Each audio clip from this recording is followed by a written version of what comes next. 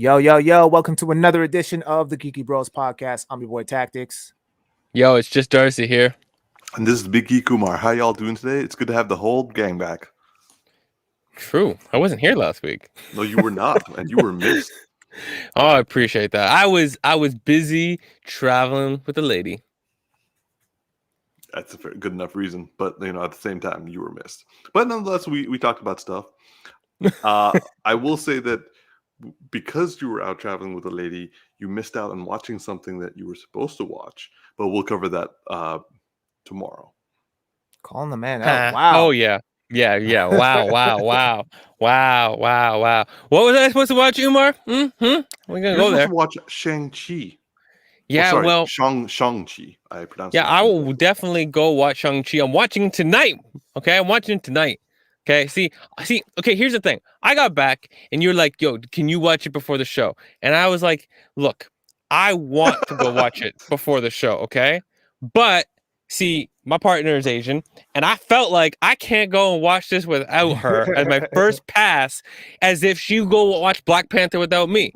So I was like, she didn't do that. I'm just saying, like, that would be the equivalent trade-off, So that's why, no, she didn't go watch it without me. Oh, you watched it without her, though. Yeah, but I'm black. I can do that shit. I'm taking the reverse order, bro. But regardless, I just did not want to go watch it without her. Okay, that's what it came down to. And she hasn't been back to the movies since the pandemic opened, so this is an appropriately good start for her to go back to the movies too. I've heard nothing but good things. I've heard it's great for the cultural representation. I heard it plays good homage to the actual authenticity of Chinese martial art films. So I'm just like, this is a good start, and it'd probably be all downhill from here, but it's a good start. Am I right though, or you guys disagree with me? I'm not saying anything. Yeah, no spoilers.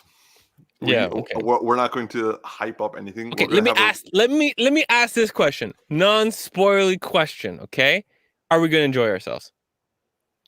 Yes.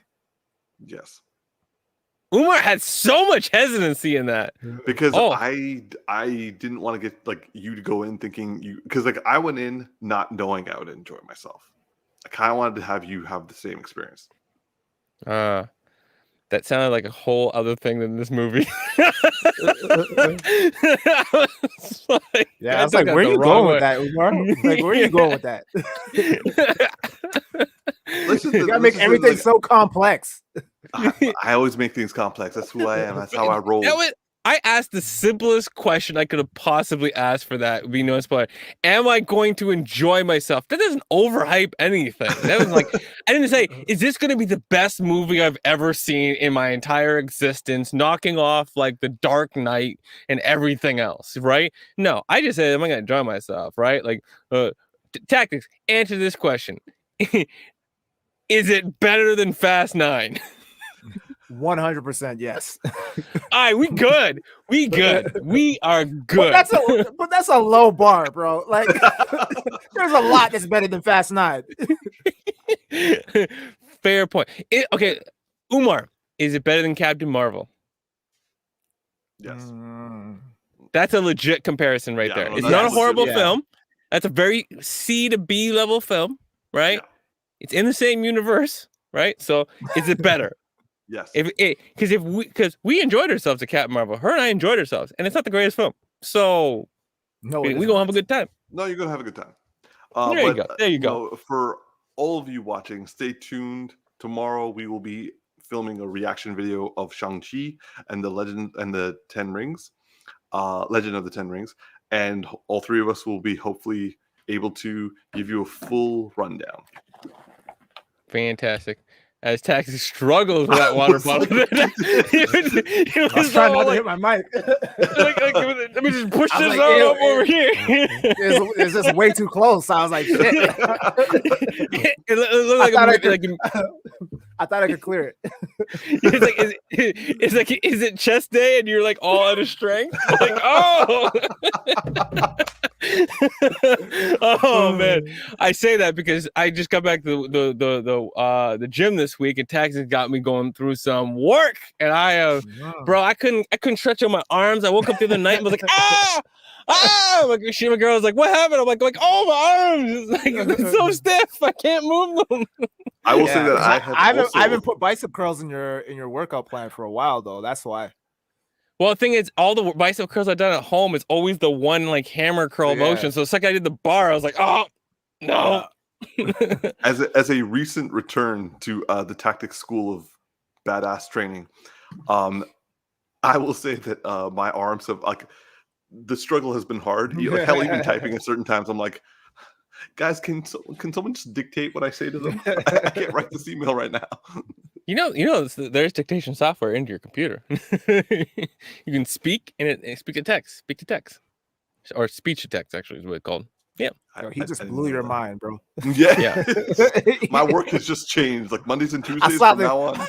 I saw the gears turning. Yeah. Well, actually, know a guy. He's a developer. It's not good for coding though. It's better for language. But he broke something in his hands and he had to he couldn't type. So he literally was trying to code with speech to text. Again, it's not great for coding because you have to say bracket a space paraf equals. I'm like, this takes too long. But normal speak's fine. Yeah. Sorry, my All right, Umar. What is on the agenda for today? So we are going to be jumping into our geeky news. There's quite a bit of it to discuss today. So first things first, there are rumors. There are actually, in terms of rumors right now, the geeky world is full of them. So we need to preface everything by saying these are rumors, and we're just giving you our opinions on the rumors because nothing is fact yet. Well, most things. First rumor. A Professor X cameo scene, something in Doctor Strange and the Multiverse of Madness is in the. People are talking about it. People are wondering: is James McAvoy going to be filming a scene, or is Patrick Stewart going to be filming a scene? Now, I personally believe that Patrick Stewart is kind of a long shot because, frankly, he. After Logan, he was like, I'm good. James McAvoy I could probably see, but at the same time, I'm not Multiverse of Madness. Not for crying out loud. We said this during WandaVision. Multiverse of Madness would be a perfect way to introduce the X-Men, the Fantastic Four, and the mutants and all that sort of stuff. But like I just said, WandaVision made us go through all that before. I don't believe Mephisto's showing up, and I don't believe that we're not gonna get no X-Men. So personally, I don't believe these rumors that apparently Wanda and Professor X get into this big fight. Nonetheless, those are the rumors, and what do you both think? All right, I jump in first. One, I don't really care for the James McAvoy character to come in. Not because I don't think he's a good actor. Especially since we had that conversation about casting a black version of this character. I'm more over that character now because I'm just done. But counter to all of that, in WandaVision, we had that universe's version of, I want to say the Flash. That's not what they call it in Marvel. Quicksilver, yeah. What do they call it? Let's be honest here. It is what do you call it in this universe? Because we have one. Aquaman. What do we have? Namor, right? It's all the same stuff. Anyway, now he wasn't playing Quicksilver. But the fact that they cast him is always a big thing, and where that character come from, and why would we choose that guy, right? And why did he also play a version of Quicksilver that wasn't that Quicksilver and all that kind of stuff?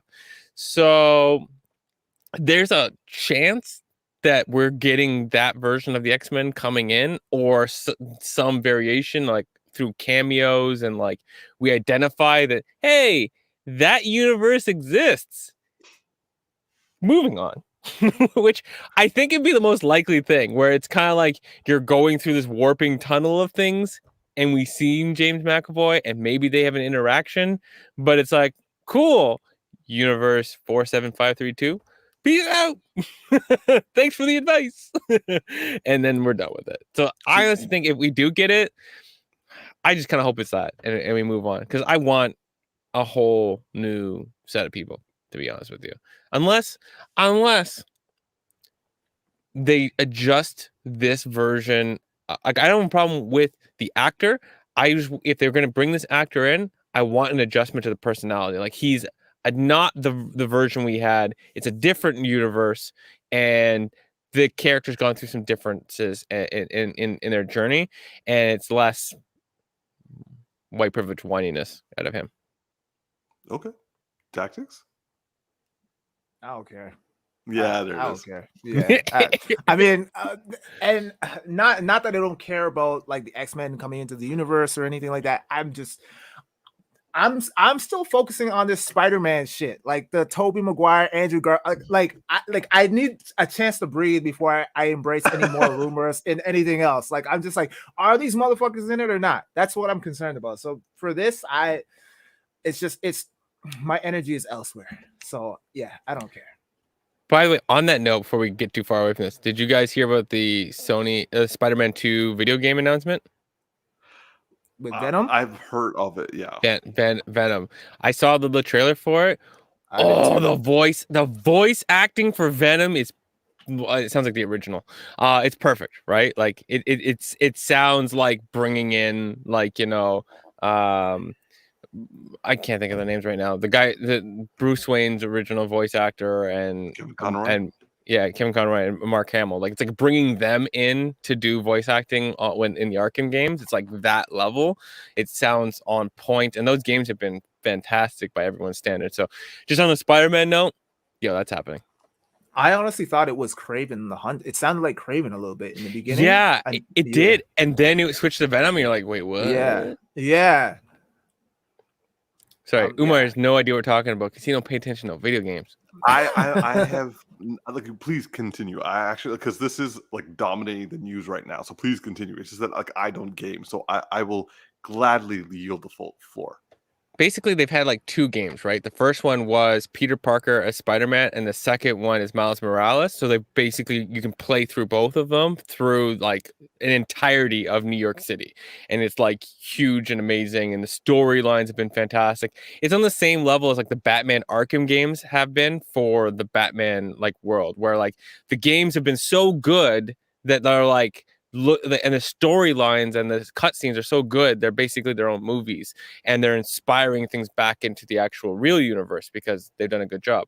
These games are also on that level, and now so the first one was Peter Parker, next one's Miles Morales, and now the two of them are coming together, and it's Venom. I think it's going to be it's interesting how they lay it out. I can't tell if he's the villain. More than likely he is, but they also made it sound like it almost made what Tax said about Kraven the Hunter. It almost made it sound like Kraven was the villain, and the three of them are going against him in some weird way. But at the same time, I just think it was that his non-Venom voice, his human voice, just sounds like Kraven, and it was really the Venom is like looking for something to take on that he can actually give him a challenge, because it would sound like Kraven talking about, I've been hunting and looking for something that can finally give me a challenge, and like, what is it? Can you guys be the one? And then it switches into the Venom voice, and you're like, okay, is that two people or one person? I don't know. But what do you think, Tactix? Yeah, I kind of got that vibe too, and I feel like if both Miles Morales and Peter Parker are going to be playable characters, then it would make sense that you have more than just one villain. And for me, I feel like Venom is not really I mean, this might be different in the comics. I don't really have I have no knowledge of what happens in the comics. I'm just basing it off of the TV series. In the TV series, he was a menacing opponent because of the fact that there was once a bond or a connection to Peter Parker and the symbiote. But now I feel like with Venom, he would need to be. I feel like Venom would be working alongside another villain with another agenda, or maybe multiple villains in that regard. And so I think, yeah, maybe it is Craven that we were hearing in the beginning, and then Venom. I don't know, man. It's hard to say. I really don't know because it threw me off. I originally thought it was going to be because it sounded like Craven, and then all of a sudden we hear the deep monotone voice, and then out comes Venom, and you're like, what? Even like he had like an accent too. It didn't sound like Eddie Brock from Brooklyn. Yeah, interesting. Wow, what if it's Craven with the symbiote? That's what I was thinking too. I'm like, maybe. Yeah, that would be a hunter. Yeah, the elite hunter. Actually, that'd be pretty fucked up, man. Because Craven by himself is already. Peter would definitely need some help to take on Venom Craven. 100%. That would be interesting. Man, that's super interesting. Even if it is just two separate villains, because even in these series they have multiple villains and whatnot. But these games have done a fantastic job. Like they're so good. It's like I have no desire to buy like a console, but I see these games and I'm like, I almost want to buy a PlayStation 5 just to play the Sony like the Spider-Man games. That's it. Yeah. Like I like no other need because I have a high-end PC that I play all my other games on, but I can't get those games because they're only on PlayStations. And I'm like, it's the only game that I would actually want to play because the immersiveness of being in New York City as a Spider-Man is just who doesn't want to swing from skyscrapers, man? Like that was one of the funnest parts of the old games. Yeah, and it's like sorry, what's that? Go on. No, you go ahead. How many Spider-Man games are there that PlayStation has? Of this new series, this is the second one. Yep. Well, it's technically more like a third. Oh yeah, because like, they had like a addition to the first one, right? Like yeah, but it's pretty much its own game. I forget what the title is, but you have like Spider-Man, and then you have like the Miles Morales. I think it's actually called Miles Morales, and then Spider-Man 2. So that way it's like they're just, and then they probably have like a Miles Morales 2 and whatnot, and then they'll probably do a Spider-Gwen. I would not be surprised we get Spider-Gwen next, because like they basically have this perfect map of New York City that they just take from one game to the next game and upgrade the graphics, and then they bring in all these characters and they just build their storylines and they just keep enhancing it. But they basically fundamentally built the foundation for multiple games, and they just have to change out the villains and the story and add new main characters. And in the original Peter Parker one or Spider-Man one, you could get every suit that Spider-Man's ever had and play in it. So it's like from all the movies, everything. So it's a big thing. Like I'm like, do I go and buy I might get a Sony PlayStation 5. You're actually making me like consider to change my non-gamer ways to play this series of games. Yo, same here, man. It's really like Spider-Man and the Batman games that are like the Arkham Asylum series. Oh yeah, those games are great. I also heard because people have been like posting consistently about it. There's also a Wolverine game. Yeah, that's right. I just saw. Did you see the trailer for that, Darcy? No. Oh man, yeah, that one's coming too. We're getting some comments from Mac Ray. She's saying, "I love to hear gaming news." Well, here you are. And I feel the same. PlayStation has all the best games you can't play on PC. Sad face. I want to get one just for God of War. I hear great things about that series. Yeah, God of War is a great series. Yeah.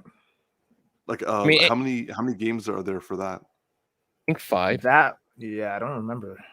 Let me look it up. God of War games. A lot. A lot. God of War 2, God of War Betrayal, God of War Chains of Olympus. Then there's a collection. God of War 3, God of War's Ghost of Spartans. Then another collection. Then the Saga. Then God of War Ascension. Yeah, then another God of War. I think it's just like a remaster. And then God of War Ragnarok. Yeah, that's just what I hit on Google. Yeah, it's like... Yeah, and then they also take them and they do like, let's remaster it because now we started on PlayStation 2, now it's PlayStation 5, like that kind of a thing. Yeah. So it's a legendary series. Okay, so like just alone with what is Batman PlayStation or is it that's something PlayStation. else? Well, you can get PlayStation. that on PC. You can get it on PC as well. I have one of the Batman games on my PC. I was testing it the other day. But it's the God of War. I'm pretty sure is PlayStation exclusive, and all the Spider-Man stuff is PlayStation exclusive. But the DC stuff, I think is not consoles exclusive.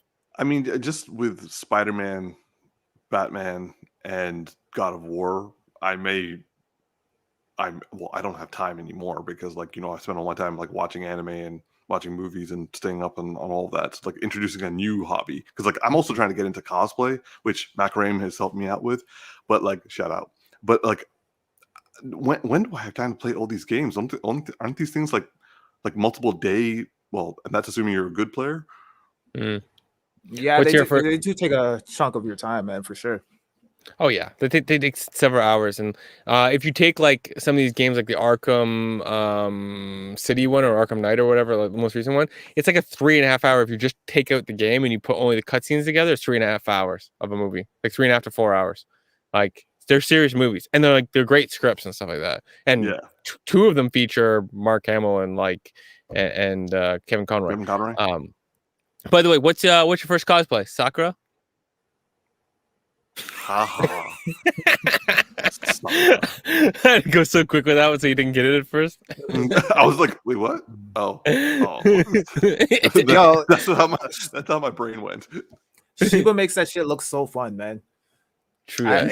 And also, you should see what Macrame does. Like, she actually like makes her own cosplay, and she's done like Belle, and I think she also did Winry from Full Metal Alchemist, and like I'm doing her injustice right now, like talking like barely able to enunciate just how well she does Game of Thrones as well. Like, she does Daenerys. That's when I first met her. And like, I was like, yo, can you make me something? So she made me Kirito from Sword Art Online. That was my first one. Oh, that's sick. And I'm her and I are still trying to figure out what my next one is going to be. But like, it's hard to choose, man. There's so many characters. There is. It's a lot, man. I mean, there's Sakura, and then there's... I will beat you to death with my mic, man. Yo, but T, like, you beat me in terms of cosplay because you did Batman Beyond. Well, that was for Halloween, but yeah, that was and we did. Remember, me and Matt, we did Green Lantern, Spider-Man. Well, yeah, I did Green Lantern. I did the Flash. Me and Matt one year we did. He dressed up as Scarlet Spider, and then I went as the Black Spider-Man. Nice. Yeah. Oh, right. Macrame saying the Castlevania. I'm going to do a cosplay of Castlevania. That's pretty sick. And it's nice. pretty sick. You should also do a cosplay of the new Netflix anime show Eden Zero. I just crushed the whole first season in like 3 to 4 days. Eden Zero? Yeah. What is it? Let us know about it, man.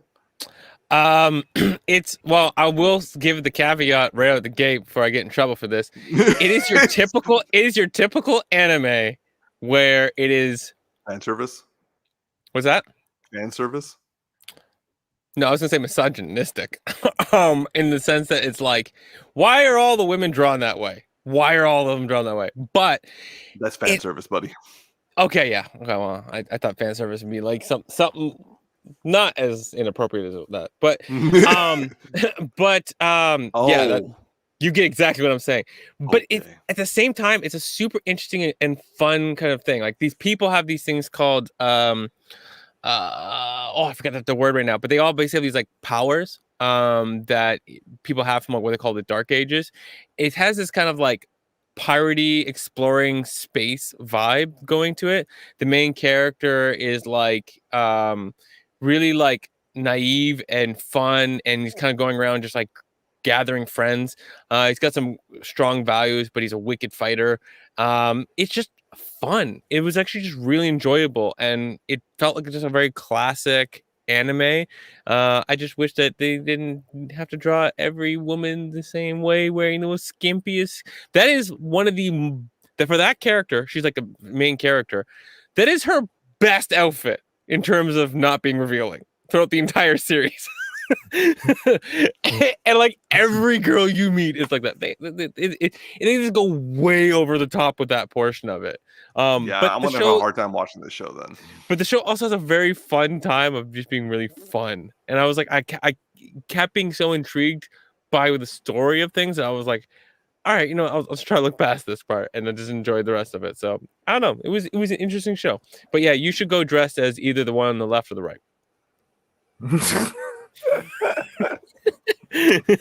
Cool.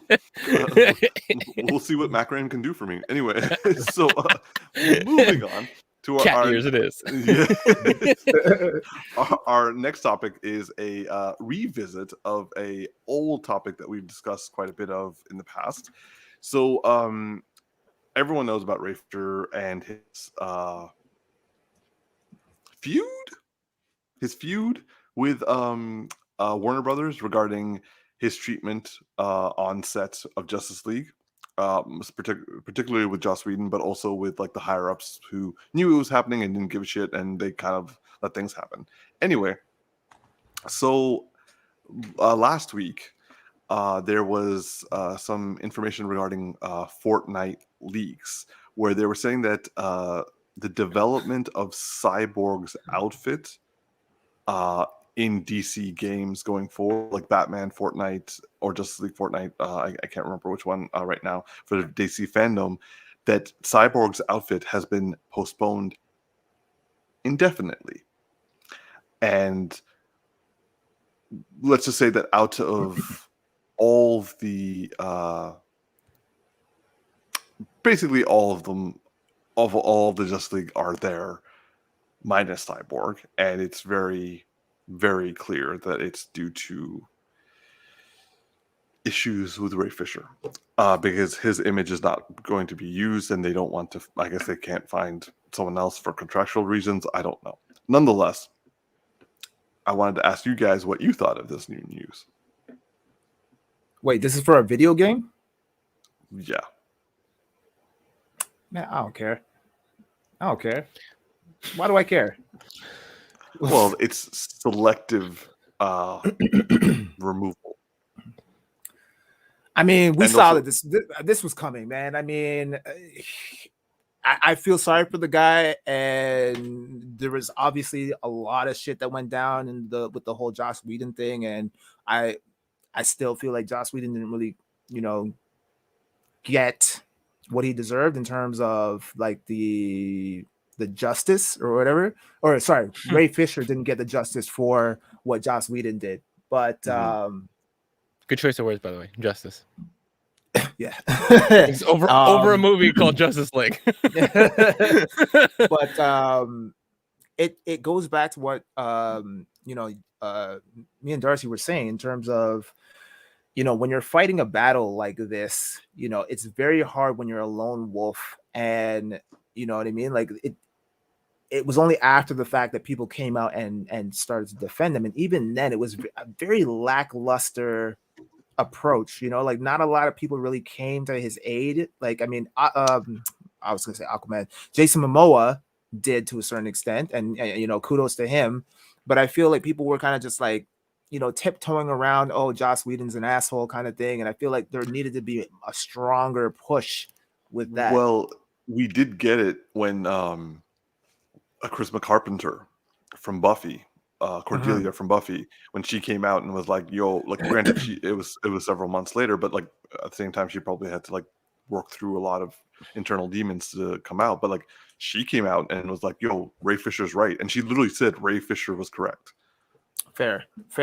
But I think more people should, because I mean, look how many people have worked with this guy, and you know what I mean? Like, I feel like more people, like, where was Buffy at? You know what I mean? I like, why are people still so quiet when this guy, like, this is why people like this have so much power in the industry, because people aren't speaking up. And I get it. I sympathize with the fact that it is sometimes hard, especially if you've gone through a traumatic experience. But I definitely sympathize with Ray Fisher in the sense that, he probably was of the mind that, okay, I know I'm not the only one that's being mistreated by this motherfucker. So if I say something, I know other people are going to band together and help me and defend me and, like, rally for me.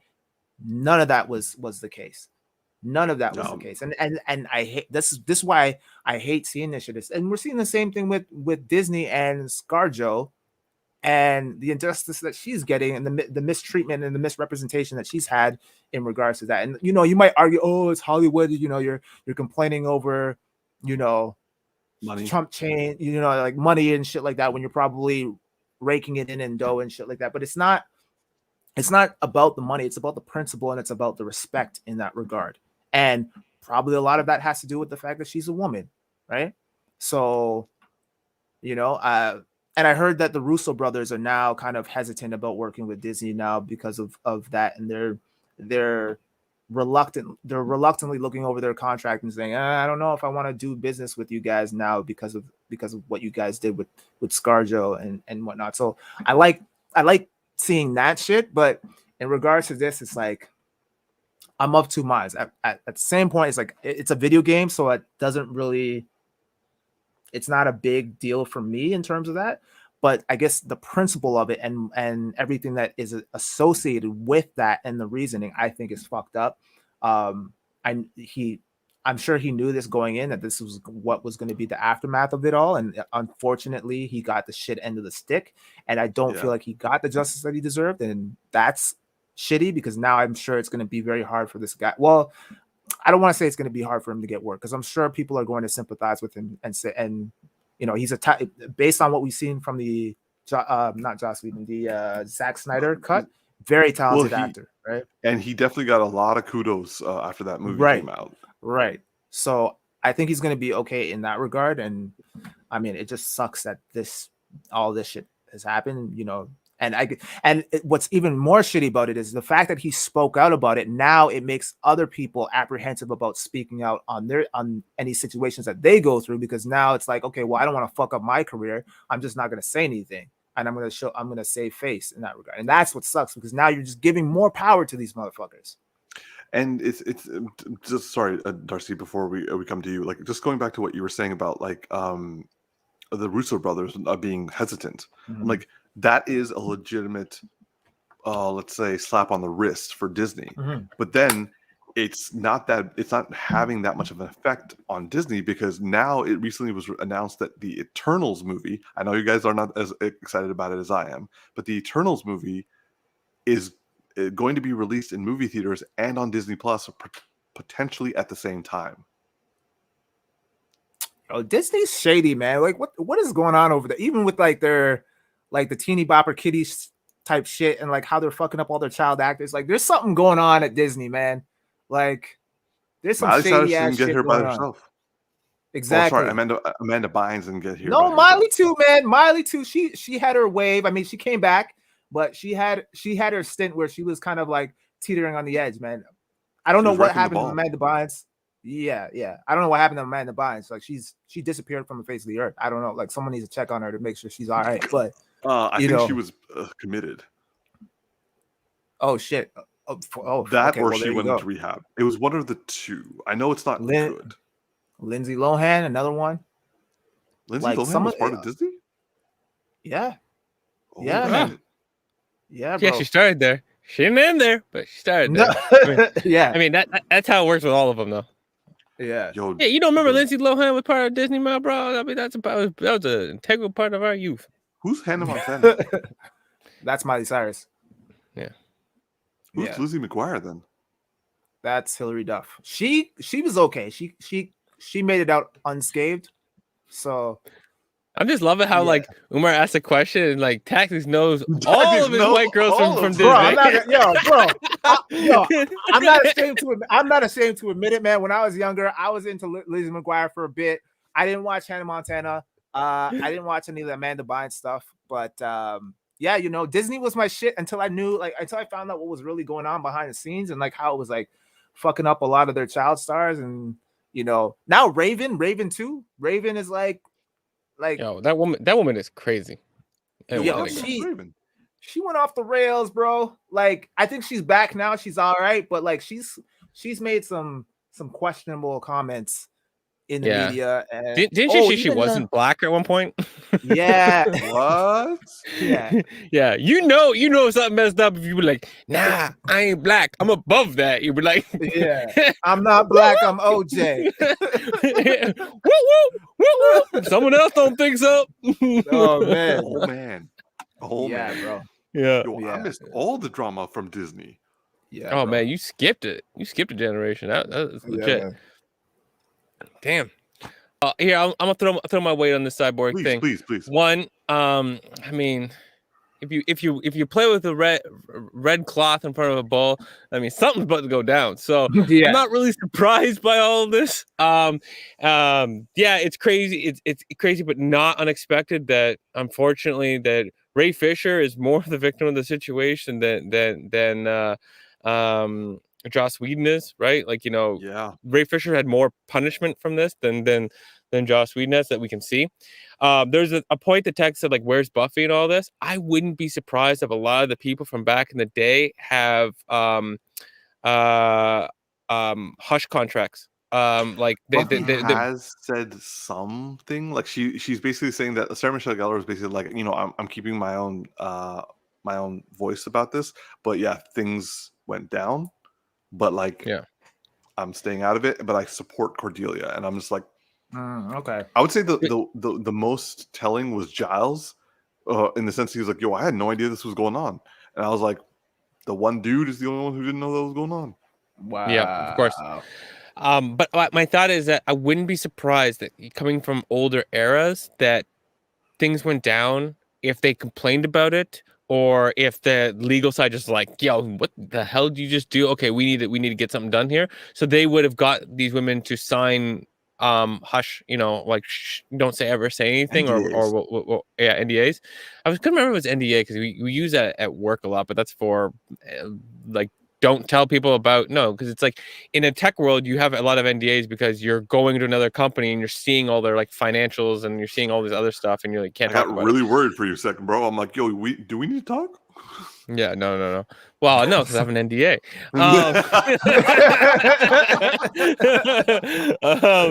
But like they would sign these women sign a lot of NDAs, so a lot of people would have to break contract on principle, right, and have legal ramification. And you know, not all of them probably have that much money left over because they probably spent too much doing different things. So, anyways, yeah, not surprised by all that. And what was like the last point that we were on in that stream of thought? We were talking about like Disney being fucked up. Oh yeah, Disney being fucked up. Yeah, so the CEO changed recently. Like, I don't know how long ago, but everything has gone south with Disney and Marvel since that fucking new CEO switched out. Since Bob Iger is no longer involved. Is like Kathleen Kennedy? No. No. She's Disney. president of Lucasfilm. No, it was some dude, and he actually made Bob a sideways is the new one. about Shang-Chi as well, and that did not go over well with Simu. Oh, that was him. Yeah. Bob Chapek is the new CEO. So he's been the one who's been messing it all up. Sounds about white. And yeah, what's that? I said sounds about white. Oh, yeah. Yeah. Yeah. Like these deals are stupid and shady. And the thing is that like, Tax made a comment going back to the Scarlett thing. It's like, it's not about money, but you know what it is though, like, and not in the wrong way. Like, if somebody's gonna use you and your likeness, like think about this, right? You're Scarlett Johansson. You do these movies. They say we're gonna pay this much money. Okay, you're important over time, and every movie you do, you gotta run into this press tour. They're gonna take your images, and they're gonna own your images as Black Widow, and they're going to use that image year over year in toys and this and that, and you ain't gonna make no money from it. They're gonna make off of your likeness alone. You could probably estimate that your likeness is worth 800 million, but you're gonna get paid 3, right? So your lawyers and all your people go like, you know, let's hook this up. We're important. This is our big moment. We need 50 million off of this. Cool. All right, you get all that signed out, and then the company that's going to use your likeness is going to make another 300 million off of you. Or well, now it's a movie directly about you, so everything is about you. It's not just the Avengers. Now we're going to make another 800 million off you, and we're going to keep that 50 million because our contract says otherwise. Yeah, that shit's about money. They're making so much off of you, off of her face. Yeah, it's prostitution, man.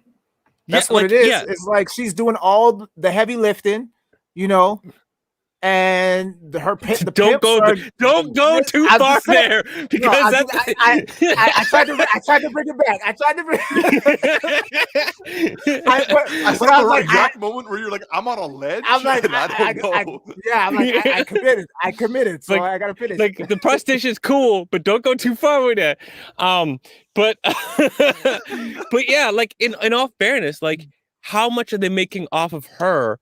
And then they're going to screw that up. And so that's why you're seeing the reaction of everybody else, because they're like, I'm going to get in here. I'm going to do this work. I'm going to do all of this for a year. I'm going to build up this giant film for you, right? Like saying the Russo brothers, right? And we're obviously going to want to make, we have clout. So we're obviously going to want to make sure we have a piece of that pie, right? Because we're going to bring our stuff to it, our resources. You know, so we need, you know, this much. Okay, cool. And then you're going to go around at the last minute and switch everything up and not compensate us for the change. Nah, like, hello, WB. Like, you need help. Do you have better contracts? Right? Like it is about the money, because that's the business side, and they're not upholding their side of it. They're being greedy. Like, are they hurting for money or something? Did they buy too many companies that now they gotta swindle that 50 million back? Like, Disney, like, stop screwing it up. If they keep this up, they're like, Marvel's gonna tank because all the talent is gonna want to walk away from them, right? Like, I'm gonna say that Marvel, like right now, the apocalypse needs to happen for Marvel to tank. No, but watch this. They piss it off bad enough, Feige walks away. Then what happens? Goes over to DC. If you script the business Warner bad Brothers enough, literally gets angry Kevin Feige. Yo. But that's a wrap. That's what I'm saying.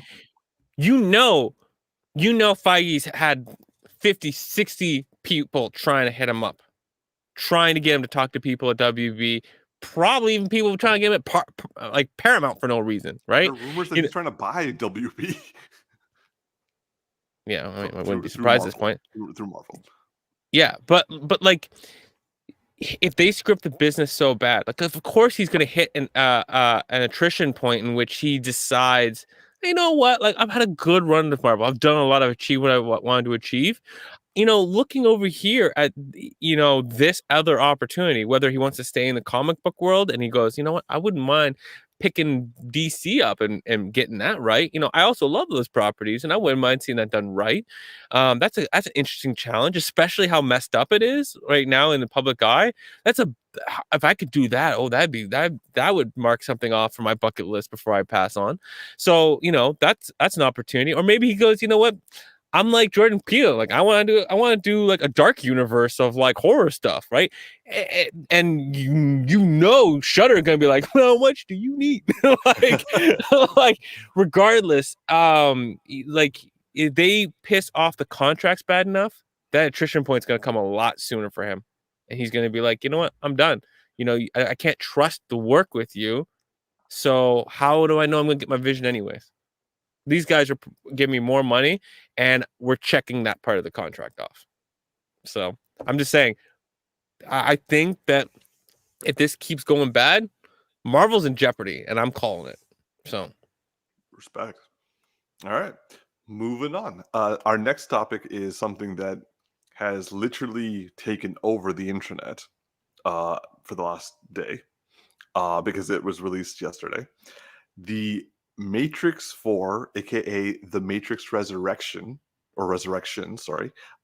trailer, the first trailer dropped yesterday morning. This is after about a week of teasing from YouTube and also from the website, and yeah, the trailer has dropped, and I kind of want to know what both of your opinions on it, because frankly, we've been very quiet about this on the chat. So, T, let's start with you, man. What did you think of this new trailer? So I realize that I'm spoiled when it comes to trailers, and I'll explain why. But before I do, I want to preface: I like the trailer, and I'm excited. I'm excited for this movie.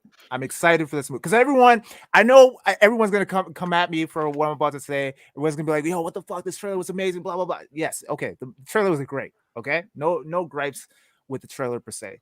But Well, I cannot what I wait. mean by we're spoiled by trailers is, and the best way to put this into context, and this might go over your head, Umar, because I don't know how actually, I know for a fact that you're not well versed in this particular thing. But Darcy, do you remember BET Uncut? And I know I'm going way left, but I'm gonna bring it back. I'm gonna relate it back. But you remember BET Uncut, right? Oh, of course, bro. Of Right. course. Yeah. Like like tip drill, and nothing like money in a Ziploc bag, all that stuff, right? So wait. My neck, my back. all of that, bro. Like, so remember how like racy and over the top that was, to the point where they had to put that shit out like late at night, right? Oh yeah. But now, based off of like the music videos that we have now, like wet ass pussy and shit like that, you know what I mean? Where it's like we're so desensitized to certain things, right? Hold up. Like, Umar didn't realize that's what WAP was from Cardi B. WAP, WAP stands for wet ass pussy. Oh. Yeah, I probably should have clarified that. He was like, "Wait, how did we go from Matrix to wet ass pussy?" I was just like, "What just happened, man?" This is a very awkward segue. I'm sorry, but I love how the conversation from asking you what you thought of the Matrix was. No, okay, because I bring it up because I feel like, and this is maybe just me. I feel like I'm very desensitized to trailers now because of the overwhelming scope of like how extreme trailers are now, that I feel like it doesn't hit me the same way. I don't get the same kind of visceral reaction, and that's not taking anything away from the movie, because the one trailer that I was like I was going crazy over that ended up to being fucking trash was Mortal Kombat, right? And then all the trailers that didn't really entice me or excite me all that much end up being super dope, right? So I feel like there's this pattern going on, like Spider-Man, the Spider-Man trailer. It was great. It's a good trailer, but it didn't hit me in the face like I wanted it to. And again, we talked about this. I think it was more so the rumors have me more excited than what we saw in the trailer. And with this, it's like, it's not something I was expecting. And when I saw it, one thing that kind of took me out of it was that when the first Matrix came out and we saw the visuals, and the visuals were stunning. It was nothing we had ever seen before, right? We didn't know what bullet time was. And then we saw that shit and we're like, yo, what the fuck is that? Like, people are like jumping from rooftops and shit. Like, and then after that, we saw an insurgence of everybody doing bullet time. You saw it in Spider-Man. You saw it in all these other movies. They were making parodies of bullet time. Smallville did it, right? And so that put Matrix even more on the map and made it an iconic film. And now, like, seeing some of the visuals here now, it's like the spectacle isn't as grand as it was from the first one. Because like now I'm seeing it like, and it's like, okay, I've seen all this stuff before. It looks interesting, but it's like, okay, unless they give me something new, it's not gripping me visually. But what I will say why is, you took so long to get to the point. Yeah. So I am still. This is one of my highly anticipated movies of the year. I'm still super excited. I'm a big The Matrix fan. I love the first one. The other ones are kind of hit or miss for me. But there's a lot of Easter eggs in the trailer that caught my eye. I was kind of like, oh, I noticed that they're it's like so meta. They're watching I feel like I don't correct me if I'm wrong, but I thought I saw a scene where they're watching a movie of the Matrix in this movie. I was like, wait, what?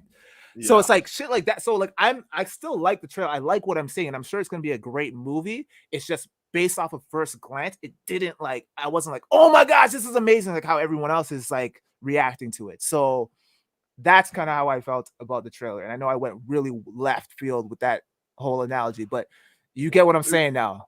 Yeah. Speaking of your analogy, I'm gonna call out Mac Rain right now because she's like, so she said, "Oh no, I thought it was a wireless access point this whole time for WAP." Wow. I'm gonna say that's like. I think she's joking. I think she's joking. How do you think it's wireless access point if you see all that music video? No.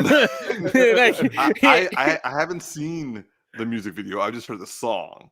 So like, for me, like she's put a lot more thought in it than I did. I was like, WAP. Did you not listen to anything in the verse? Right? Nothing about that said IT to you at all. No, she's joking, but nonetheless, I do like she does a lot more information than I was using. Anyway, Darcy, what are your thoughts on The Matrix? And if you bring it back to BET, I will be fascinated. Well, anyway. The trailer looked cool and I don't care. What? Wow. Wait, you don't care about the movie? Yeah. I was left with this feeling that I was like, so let me put it this way. So I don't really remember the trilogy as strong as everybody else. I remember certain scenes, right? That are like really, really, really cool. Including the one where he talks with that the Oracle, right? The Tactix references a lot and loves. I do remember that, and I remember some obviously some of the fight scenes. I don't remember anything in the second film, but I remember some scenes in the first film. I remember the big final battle thing at the end. Obviously, the one where he's facing off against forget the name, but the gentleman replicates himself, and I also remember that. Yeah, and then also the whole when they're fighting in that the real people are fighting in that room against all the machines. That was a super epic scene for me. I like that scene a lot. But I don't have it all memorized. I had to literally look up while we're talking how would the third one end again, because I do remember referencing recently about him giving his sacrifice, and how did we end up here in this film. The thing for me is that it felt like, are we just getting the first movie again? A lot of what I was presented to me felt like the first movie, and as much as it it looks like the fighting in this is gonna be way better than the first film, and we're gonna get to spend more time in the digital world than the first one. Part of me is that's kind of cool, but I also don't really give a shit about watching that him spend a lot more time figuring out that he's the one again, right? There's a lot to me just feels like I'm getting the first film remastered, and I don't care to watch the same film again. But then part of me is some of that shit looks good enough that it might actually be a really good film.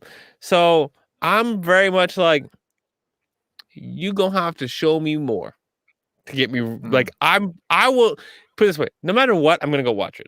That's a given. It's The Matrix. I'm gonna go watch it. But I'm just gonna be I'm gonna go in there, I'm gonna spend my money, and I'm gonna be shit better be better than Fast 9.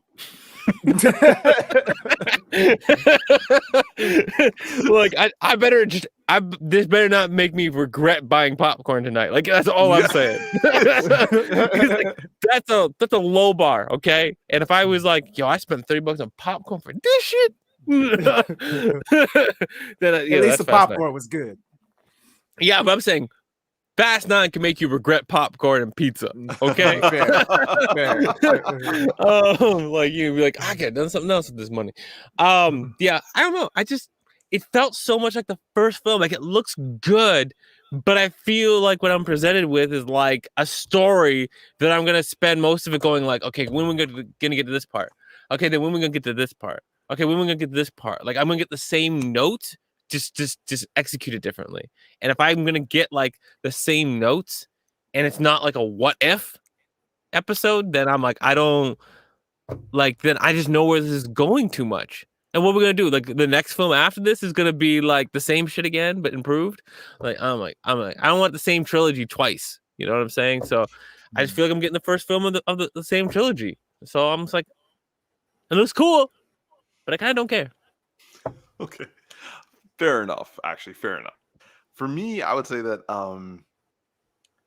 I was how you feel, Darcy, at the concept of this movie. I'm like, I feel like they don't need to make another one. Frankly, I wasn't a big fan of the second one. Actually, I'm not a fan of the second one at all.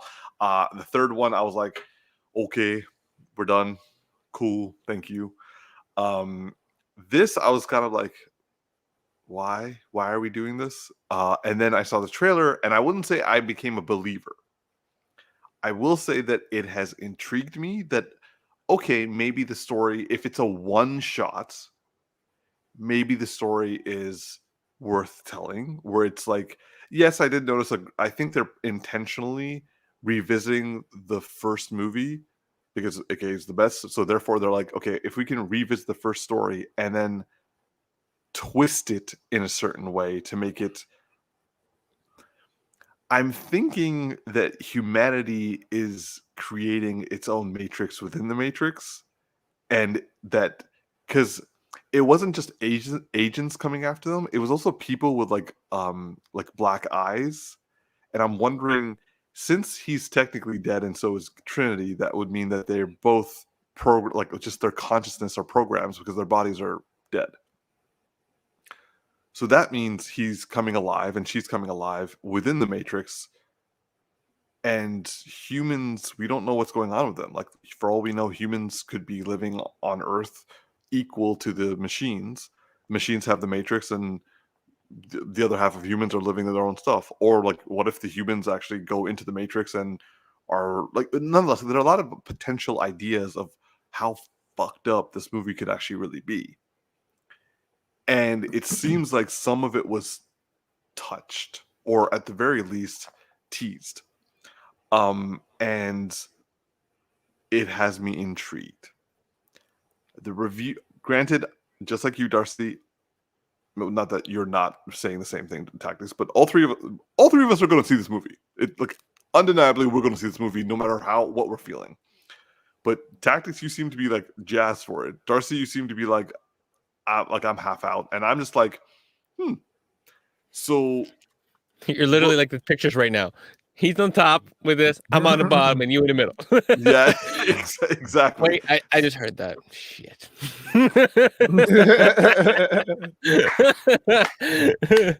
Damn. Well, anyway, so I'm intrigued. I'm waiting to see what the reviews are. The reviews are going to justify my excitement and or how quickly I go see this movie. If the reviews are bad, I'll wait until it comes online or something like that. Like that's where I'm at with this. Gotcha. One thing I'll say is that the ideas that you just talked about were intriguing to me, and I know that this isn't really the plot trailer, so we got more to learn. But if it is because I do agree there was some touching of ideas there in terms of like it looked like there was a matrix inside the matrix, or they were living with the machines or something like that. So if they're taking it somewhere new, cool. But if it ends up being the same old bullshit, yeah, why?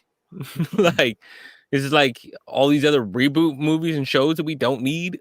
Like, thanks. The thing is, the Matrix is a very layered and deep film on its own merit. It can go in a lot of different ways because of its association with not just philosophy, but also, and there's a lot of Christian undertones to it as well, like Neo being like a prophet or a Jesus-like type in a lot of ways, right? And even in the sense of him being sacrificed in the third movie. And the fact that this is entitled Resurrection, like if you're familiar with like, excuse me, with Buddhist philosophy, and they believe in the notion of reincarnation, right? In terms of like when you die, your spiritual essence still remains, right? It's like your physical entity expires essentially, but your spirit remains. It lives on, and it takes on different forms in a sense, right? And so, to your point, Umar, when you said you think, or you feel as though they're making it seem like even though Neo's physical form has passed, his consciousness now lives on as a program within the Matrix. And that's kind of loosely ties into Buddhist philosophy in the sense of like your physical form dies, but then it lives, your spiritual essence kind of lives off in another form. So like you get, your spirit goes into the earth, and then the earth manifests into trees, and then those trees kind of, they give air to, or oxygen to humans for them to breathe, and you're passing on in that sense. So I think it's kind of on that same merit. And if they continue to layer in a lot of that stuff, then that'll hold my interest, because what kind of lost me in the sequels is they kind of veered away from a lot of those philosophical undertones, and they got a little too into the sci-fi element and the not just that, more so like they just focused too much on the visual spectacle of the Matrix, and they got away from the actual philosophy that was built upon it in terms of the first Matrix, right? And so that's why the second and third film didn't really resonate with me as much. They're still okay, they're entertaining to watch, well, the second one anyway, but that's part of the reason why it lost me. So if they can go back to form, but like Darcy said, give me something a little different. Don't give me a rehashing or a retelling of the same formulaic movie, that being the first one, then it'll pique my interest. It'll have my attention. You know, that's the thing about the bullet time. It's such an innovative 3D technology that they came up with at the time. It's like inspired so much stuff, but it's the thing that put bums in the seats. And yet it's the thing that's also the detriment of setting the expectation of what you have to do in the next film. And that's probably what blew them down the visual spectacle, even though that was supposed to articulate an idea, it ended up becoming the things that the studios crafted after. But now, I mean, the technology is so far advanced that like they should have hardly any issue trying to do something crazy, and they should hopefully be more freed up to work on, you know, the actual story. Right, but again, I don't want them to layer in a lot of the CGI, because part of what made the first Matrix so great is the fight scenes looked, because they were authentic, they looked organic. When we got into Matrix Reloaded, like especially the one that comes to mind is when Neo is on the rooftop and he's fighting the multiple agents. That shit looks straight out of a like PS1 video game, right? It did not look real. It was so bad, so fucking trash. And like they tried too much to focus. They focused too much on the visual effects, and they got away from the. I don't even know if if it was a case where they switched out fight coordinators, because I know in the first one they got a really well-known Asian fight coordinator for the first Matrix. I don't know if he came back for the second one, but it was a dramatic decline in authenticity, and they went too much into bigger rather than better. Yeah. Well, yeah, because Neo he became essentially Superman, and then they had to highlight all of his and it just didn't. It took me out of it. Mm-hmm. So I'm just hoping that they don't do that and they go back to form, and they stick to giving us real fight. And the good thing is that Keanu Reeves has actually stuck with his martial arts training after working on the Matrix, so he can and it's very evident in John Wick, as we've seen, right? So we know that he can bring the fights. I don't know if Carrie-Anne Moss has been keeping up with it, or what her capabilities are like now. It's sad to see that Lawrence Fishburne isn't going to be returning. For me, I can never pronounce his name, but the guy who's supposedly playing Morpheus, it's not working for me right now at the moment, from what I see from the trailer. I guess I'm just he did it for me. It's not working for me right now. I don't know what it is, but I don't know. It's not there. It's okay. And it's like the Holy Trinity without Lawrence Fishburne. The Holy Trinity. They're missing. It feels incomplete, and I don't know. I gotta wait and see the movie, obviously, and maybe he'll surprise me. But just it's taking me out of it a little bit for me. Okay. And obviously, I miss Hugo Weaving, man. Like I'm hoping that they do some kind of like cameo of Agent Smith. They got to bring him back in some way, shape, or form. I'm done with Agent Smith. I'm happy if they don't bring him back. Nah, I want to see him again. Interesting. All right, moving on. Our last topic for tonight is going to be about our weekly MCU touch base regarding What If series. So the episode 5, What If Zombies, came out. It's only been like 3 days since the episode came out, but yeah, it's hard to talk about this one without actually spoiling it. So if you haven't seen episode 5 of What If, yo, best bail out on this one. But zombies. The zombie apocalypse happened in this episode of What If, and I gotta know, what did you guys think? Tactix, let's start with you. I actually like this one. Really? I was so expecting you to say I don't care. I thought I was too, because I like Darcy. Like initially, I was like, the zombie one is like probably the least on my list of ones I'm anticipating and excited to see. But I actually ended up really enjoying this storyline for what it was. It gave me Walking Dead vibes, which was cool, and I was thoroughly entertained. I mean, it obviously, like the Doctor Strange one or all the other ones that came before it, you know, they I know none of these really tie into the MCU per se, outside of the Doctor Strange one. But for this one, it was just I don't know. There's Spider-Man, especially like he had that endearing quality about him. I liked his characterization. I like the whole thing with Wasp and that sacrifice. I loved all the characters and what they did with it, and it was entertaining to me. I enjoyed it. I can't really say much else outside of it. I was entertained. I liked it. Good for you, Darcy. So, when we first saw the What If, and I saw the zombie thing, I very much said, like, yeah, I don't give a crap about the zombie thing. It doesn't make any sense to me. And ironically, this is my second favorite episode of the series. like it's just behind the Chadwick Boseman one. And ironically, we got Chadwick Boseman again. Yeah.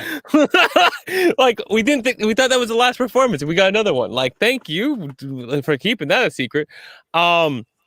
Yeah, it had heart. And Spider-Man, so fucking good. Like the moment where they're like Spider-Man and the Wasp. Oh my god, those two held the whole thing down. Everybody else was great. The ensemble cast that they had there was such a ragtag mess of people you would never put together, and it worked so well. Like the Russian dude from the Ant-Man movie is like, I looked up like, that's not Baron. Like for a minute, I was like, which other dude had like a like that kind of a like Russianish type accent? Oh yeah, frig, that dude. Like he was so good, and he was like so useless, and I loved every minute of him. He even Bucky, like Bucky throwing the shield at Cap and cutting him, and then he's like, and it was just like, I guess that's the end of the line for you. I'm like, Frank, like you had to say that stupid ass I love it line. But the best scene that honestly, like the Chadwick Boseman episode is the best one so far. But this one almost beat it, because that moment when they were saying when Wasp asked like him, he's like, how do you stay so like upbeat? And his speech was just like, it hit the heart for me. I was half tearing in parts of this episode whenever it came to the Wasp and then, because it was like there was a dynamic, like he was going through like everybody's loss, and he's like, my Aunt May always, well, she used to say, yeah, and it's just like, oh my god. And I know he's looking at the Wasp. I'm sorry, this is straight spoiler. If you have not watched this episode, just turn off. But He's looking at the Wasp. She's his Aunt May in that moment, and she's losing her. I was like, that heart of the episode was so fucking strong. Other things like the whole like what is it? Vision and Wanda, not as strong for me. Like, it was cool, that was all cool, but it was the Peter Parker Wasp. Like, Wasp was an amazing character in that, but it was their dynamic. And then all the other moments when people were losing people and it was like sad, and seeing T'Challa like one-legged and all that kind of stuff. But like, it was just those two, and I was like, that episode I thought was going to be the most useless episode, but it did an amazing job of being the most heartful episode. And so that's just, for me, it got number 2 for that. Not everything else was just fun. The cast and the dynamics between them was fun, good, and enjoyable, but it was that moment and anything between and any of their individual scenes or anything that those two individual characters did, it was just fantastic for me. So yeah, I actually really want to see like a Spider-Man Wasp team up like that after that. Like, I think that would be just epic because she's smart and brilliant. There was like a funny moment when the Russian dude says like she did something and it's like, you are a remarkable woman. It was like she's doing amazing things and she's obviously gorgeous, right? And so it's just like, yeah, I was surprised by this episode. I thought it was going to be my bottom episode, and it's my number 2. So I just got to give hats off for that. Interestingly enough, I was just okay with this episode. It's not interesting. It's actually disappointing. Yeah. Umar, you should have gone first. You fucking don't get me wrong. Don't get me wrong. I didn't dislike the episode at all, but it was just fun. Like, I was watching it. Everything felt so rushed. Of course, it was rushed because it was like a 30-minute episode. For me, this should have been a film. But like, to be honest, I'm saying that for almost all the what ifs. This felt very surface. And one thing I couldn't get over was the fact that, like, aside from like Hawkeye and Cap, all the other ones were using their powers very well. Or like effectively. I'm like, you guys are zombies. There's no way you should be able to use your abilities. Yeah, like the magic stuff. Interesting. That was interesting though, because there's an interesting concept in, like, I don't want to argue like they can or not. I actually like the concept of saying they can, and that's interesting because that makes them really deadly. Yeah, but my also thing was like I started to actually really enjoy the episode around the time that you guys are talking about. But once they met up with Vision, it's like once it revealed what he was doing, I was like, what? And then, like, I was able to kind of like get there afterwards. I'm like, well, in WandaVision, they showed Wanda was willing to do a lot of horrible things accidentally to like keep him alive. So I guess they're trying to show like the opposite is true. But like, I had to like get there on my own as opposed to like see it or be told it. So like, I was kind of like, And I did find the concept of how it ended with like Thanos having like, well, I don't understand how he had almost all the Infinity Stones, because how did he get this Time Stone? But whatever. Anyway, I was okay with it. I would say this is my 3rd favorite episode out of 5. Yeah, I would say though that, like, well, it's only the planet Earth, but I'm like, this might be a universe that needs a snap. But it's really only the planet Earth, so it's probably not fair to say that, because the rest of the planet's like, we ain't do shit. Like, you got the zombies, we over here, we just chilling, okay. But yeah, I definitely the Vision. Wait, but to that point though, sorry to like go off track. How does the snap work exactly? Is it you snap and then just half the population, or do you have to willfully? You have to willfully. So if we're going to assume that the zombies are still having some level of their abilities to be able to use their abilities effectively, like even Hawkeye wasn't great at shooting his arrows, but he was shooting his arrow, and like no, there's no way a zombie would be able to shoot bow and arrow even remarkably accurately, let alone like just off center. Anyway, so if we're going to assume that means that if Thanos gets the Mind Stone from Peter, and really it's just Peter and like a one-legged T'Challa at this point, that would mean that a zombie Thanos would be able to snap his fingers and literally wipe out all of existence. You know what's gonna happen? It's your will, right? But he's a zombie, so he's gonna like wipe out half of existence. But it's not gonna be half the population dies. He's gonna cut off half of the people. So like, he's like, you get your bottom half or your top half. Random. Yeah, it's like all the people who just got their bottom half taken off, they're still alive. Everyone with the top half, they're gone. So a little more than half the people are dead. Yeah, it's like, damn it, zombie Thanos, you really screwed up. So yeah, like that was just my perspective. Like I'm actually really glad you guys enjoyed it. I envy you guys. I wish I could have enjoyed it as much as you did, but for me, I was kind of like, it's cool.